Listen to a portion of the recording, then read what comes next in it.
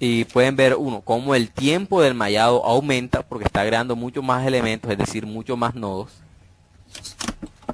Y vemos cómo el tiempo del mallado aumentó significativamente. Igual también de la misma forma vemos cómo aumentó la cantidad de elementos en nuestro elemento, la cantidad de elementos en nuestro modelo. Y también vamos a ver cómo se va a incrementar el tiempo de procesamiento de, de este modelo para llegar a una solución. Ya, esto es por qué, porque ahora está realizando, ahora tiene que resolver muchas más ecuaciones, muchos más nodos, y entonces por lo tanto va a significar un uso de memoria mucho mayor. Entonces vemos cómo aumentó un poco más el tiempo de procesamiento. Y además porque es la relación entre la cantidad de elementos que puedo tener y el tiempo que me voy a demorar para realizarlo. Por eso es que es tener siempre una balanza como ingeniería. Siempre tiene que haber un costo-beneficio. ¿Cuánto invierto y cuánto saco de esa inversión? Entonces, ¿cuánto tiempo me demoro haciendo el análisis y qué tan cercano al resultado va a ser con respecto al tiempo que invertí? Bueno, ahora vemos que con la malla más burda tenemos una tensión de Von Mises de 176 megapascales. Y con la más fina tenemos una tensión de Von Mises de 189 megapascales. Y recordemos que con una malla estándar teníamos una tensión de 190. Entonces podemos ver que de la fina a la estándar normal con la barra de desplazamiento en el centro, vemos que tenemos una diferencia muy pequeña para este caso en particular. Habrán casos en donde esto no sé, en donde sí habrá que realizar una malla más fina. Ahora, ¿cuál es el criterio que nosotros usamos para saber si nuestra malla tiene un tamaño adecuado?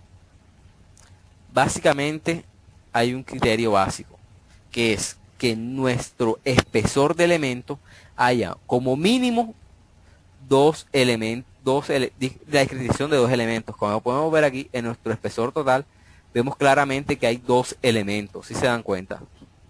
Mm. Ya, esto nos dará un comportamiento aproximado del centro de nuestro modelo, porque habrá nodos en la parte central que podrán ser calculados. En cambio, que si nosotros tenemos una malla gruesa, una malla burda, vamos escasamente a solo tener un elemento. Y ahí vemos por qué es la desviación tan alta que tenemos en nuestro resultado. Cuando la malla es burda, que a nuestro resultado cuando la malla es fina, en la cual tenemos mucho más elementos en nuestro espesor. Bueno, vamos a verlo aquí. ¿Qué pasa cuando nuestra malla es fina? Mire la cantidad de elementos que aparecerán en nuestro borde. Vamos a crear una nueva malla más fino.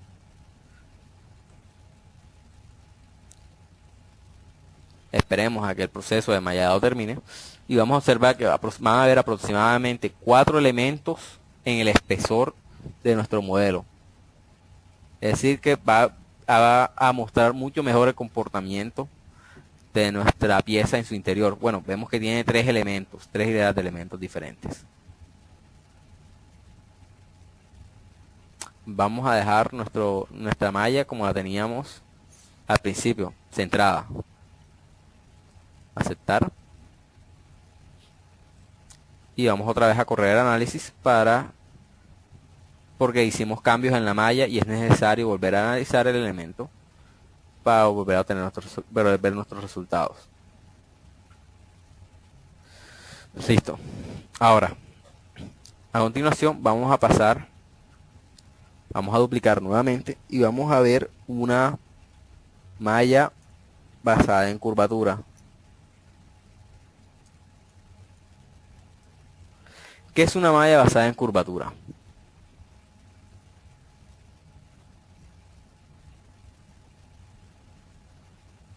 Bueno, una malla basada en curvatura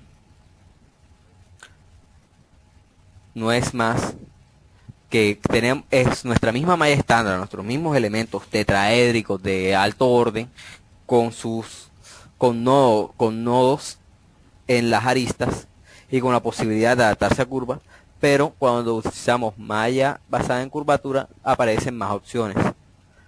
Vamos a utilizar la normal y vamos a ver un poco de las opciones que aparecen en el estándar. Tamaño global. Dice el tamaño que va a tener, el tamaño del lado más pequeño que va a tener nuestro elemento. Por ejemplo, vamos a utilizar Paint para ilustrar esto. Accesorios. Paint. Bueno, si nosotros teníamos un elemento triangular de la siguiente forma, entonces la lista más corta va a ser esta, ¿verdad? En caso que sea tetraédrico, solo sabremos que tiene otra dimensión adicional, pero siempre va a haber un lado más corto. Entonces la distancia de ese lado más corto va a ser precisamente el tamaño global que aparece aquí, que es el tamaño más pequeño que puede tener. ¿Y qué es la tolerancia? Es la variación que él puede aceptar entre elemento a elemento, porque de todos modos, para ajustarse a ciertas curvas, los elementos tienen que variar un poco su tamaño para poder ajustarse perfectamente a todo un modelo. Entonces esta es la tolerancia mínima, esta es la tolerancia máxima que acepta el programa.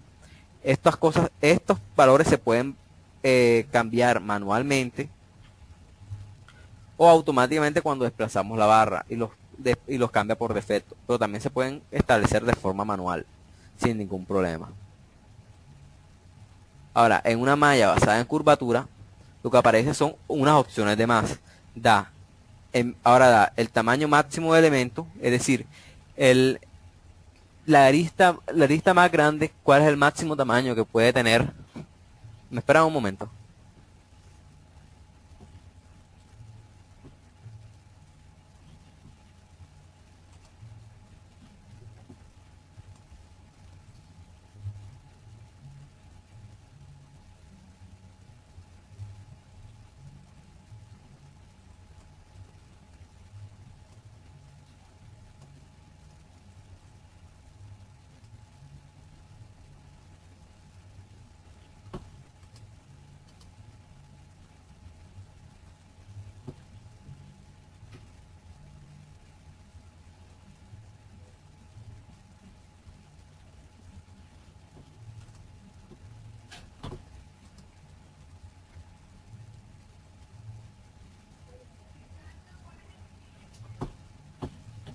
Hay calidad.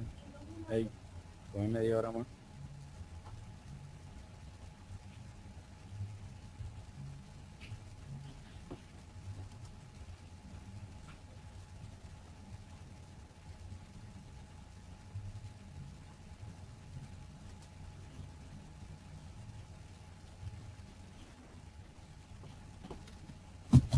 Bueno, listo, continuemos.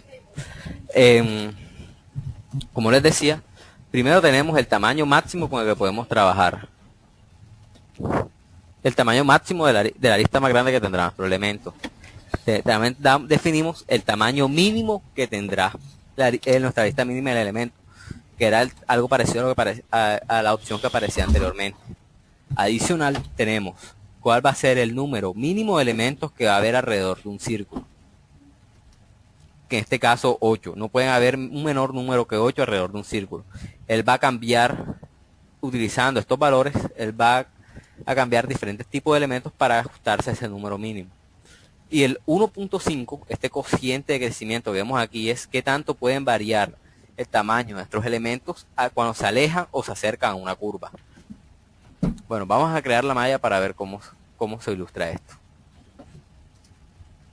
Aquí vemos que hay, ahora cuando utilizamos malla basada en curvatura, vemos que ya el tamaño de nuestros elementos no es uniforme. Porque miren, cuando él se acerca al círculo, él trata de adaptarse lo mejor posible al círculo. Y empieza a variar su tamaño, empieza a variar sus tamaños, alejándose, acercándose, dependiendo del cociente de crecimiento que veíamos anteriormente. Entonces, dependiendo de estos cambios, vemos que ahora nuestra malla no se ve tan uniforme, sino se ve un poquito más desordenada. A continuación, dígame. Una preguntita. O sea que si nosotros tenemos un componente en el cual hay mucha curvatura, para hacer el análisis sería mejor utilizar este tipo de mallado. Exacto. Sí, precisamente es por esto que existe. Cuando tenemos un modelo basado un modelo que tiene gran cantidad de curvas. Es mucho mejor